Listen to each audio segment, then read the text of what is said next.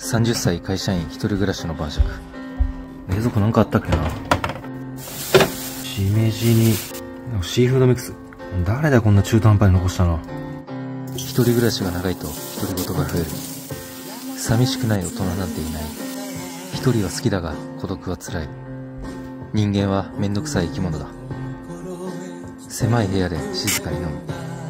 この生活から抜け出せる未来はない。毎日同じことの繰り返し。俺自身こんな30歳になるとは思いもしなかった。